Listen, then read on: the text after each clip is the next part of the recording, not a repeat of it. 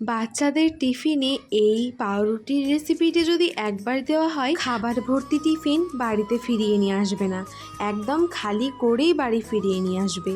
তো বন্ধুরা, এই ভিডিওটি আপনারা শেষ পর্যন্ত দেখতে থাকবেন, আপনাদের অনেক ভালো লাগবে। আপনারা বিকেল বেলায় তো সবার কিছু না কিছু খাওয়ার ইচ্ছে হয়, তখন চটপট 10 মিনিটে এই খাবারটি বানিয়ে খেতে পারেন। এই পাউরুটির রেসিপিটা একবার হলেও বাড়িতে করে দেখবেন।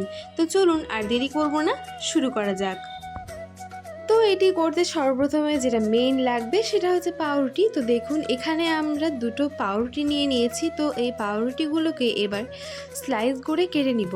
তো দেখুন, এখন একটা ছুরির সাহায্যে এই পাউরুটিগুলোকে কেটে নিচ্ছি চারকোনা করে। আপনারা আপনাদের সাইজ মানে আপনারা যেমন ইচ্ছা তেমনভাবে কাটতে পারেন। এখানে আমরা এইভাবে চারকোনা করে এইভাবে কেটে নিচ্ছি। তো একটা পাউরুটি কাটা হয়ে গেছে, এটা একটা প্লেটে তুলে নিলাম।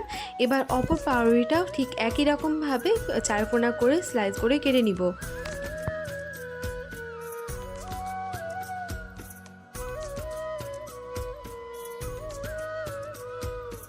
তো এটাও কেটে নেওয়া হয়ে গেছে, এটা প্লেটে তুলে নিলাম। তো এবারে এখানে নিয়ে নিয়েছি একটা পেঁয়াজ। তো এবার পেঁয়াজটাকে কেটে নিব। দেখুন, এখানে কুচি কুচি করে এই পেঁয়াজটাকে কেটে নিচ্ছি।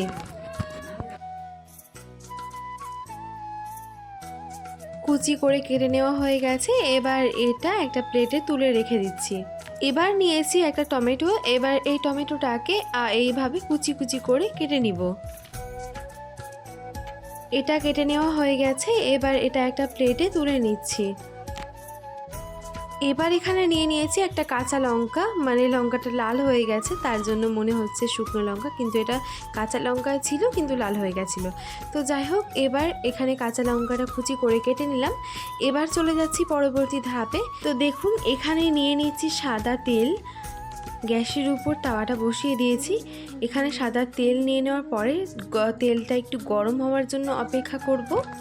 তেলটা যখন গরম হয়ে যাবে তখন এর মধ্যে পেঁয়াজ কুচিটা দিয়ে দিতে হবে, আর লঙ্কা কুচিটাও এর মধ্যে দিয়ে দিতে হবে। তারপরে এটাকে একটু নাড়িয়ে দিব। এটা হালকা ব্রাউন ব্রাউন করে ভেজে নিব পেঁয়াজ আর লঙ্কাটাকে। তো দেখুন, এখন ওই পেঁয়াজগুলোতে হালকা ব্রাউন কালার চলে এসেছে। এবার এর মধ্যে ওই যে টমেটো কুচিটা ছিল সেটা এর মধ্যে দিয়ে দিলাম। তো এবার আবারও এটাকে একটু নাড়িয়ে দিতে হবে। কিছুক্ষণ নাড়িয়ে নেওয়ার পরে এর মধ্যে দিয়ে দিতে হবে স্বাদ মতো লবণ, দিয়ে দিতে হবে একটু হলুদ গুঁড়ো, আর দিয়ে দিতে হবে চাট মশলা। তারপরে এগুলোকে একটু ভালো করে নাড়িয়ে নিতে হবে।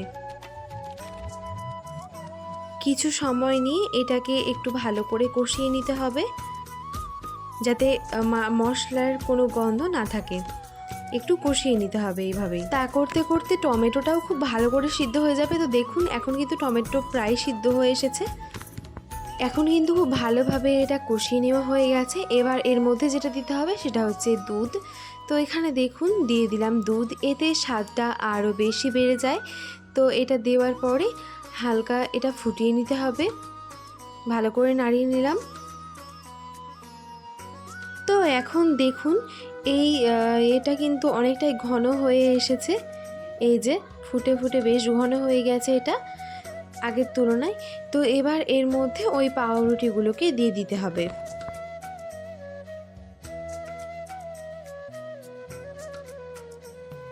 এবার এটাকে একটু ভালো করে নাড়িয়ে নিতে হবে, যাতে মশলাগুলো সমস্ত পাউরুটির গায়ে ভালোভাবে লেগে যায়। তো এখন দেখুন, খুব ভালোভাবে কিন্তু খুব ভালোভাবে মশলাগুলো এই গায়ে গায়ে ভালোভাবে লেগে গিয়েছে। তো এবার আর কিছুই না, এটাকে এবার কিছুক্ষণ নাড়িয়ে চাড়িয়ে এবার এটাকে একটি প্লেটে ভালোভাবে সাজিয়ে নিব। তো চলুন।